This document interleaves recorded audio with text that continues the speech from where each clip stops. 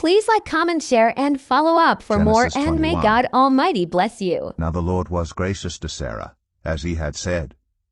And the Lord did for Sarah what he had promised.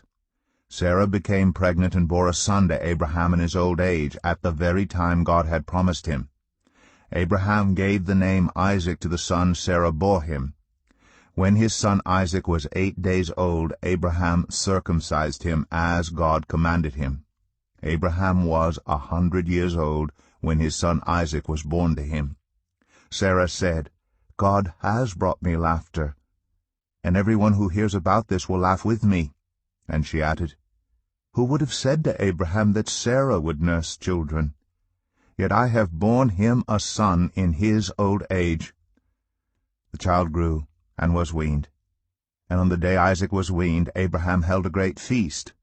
But Sarah saw that the son whom Hagar the Egyptian had borne to Abraham was mocking, and she said to Abraham, "Get rid of that slave woman and her son, for that woman's son will never share in the inheritance with my son Isaac."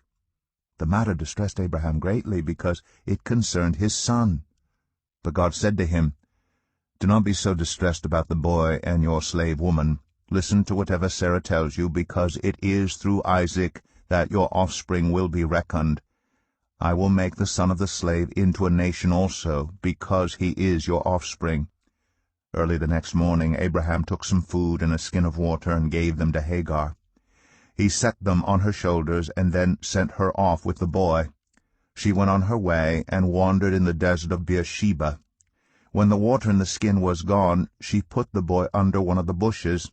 Then she went off and sat down about a bowshot away, for she thought, "I cannot watch the boy die." And as she sat there, she began to sob.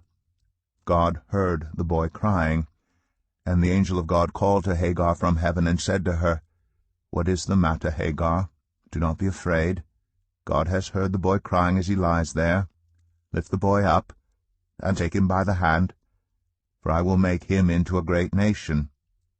Then God opened her eyes, and she saw a well of water.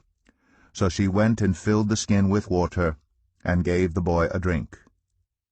God was with the boy as he grew up. He lived in the desert and became an archer. While he was living in the desert of Paran, his mother got a wife for him from Egypt. At that time Abimelech and Phicol, the commander of his forces, said to Abraham, "God is with you in everything you do. Now swear to me here before God that you will not deal falsely with me or my children or my descendants. Show to me in the country where you now reside as a foreigner the same kindness I have shown to you." Abraham said, "I swear it." Then Abraham complained to Abimelech about a well of water that Abimelech's servants had seized. But Abimelech said, "I don't know who has done this. You did not tell me, and I heard about it only today."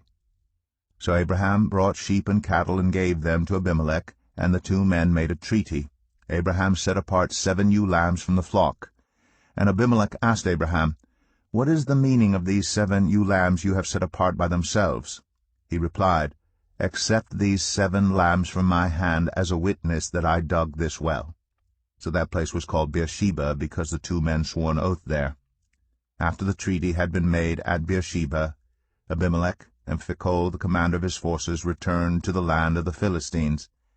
Abraham planted a tamarisk tree in Beersheba, and there he called on the name of the Lord, the eternal God. And Abraham stayed in the land of the Philistines for a long time.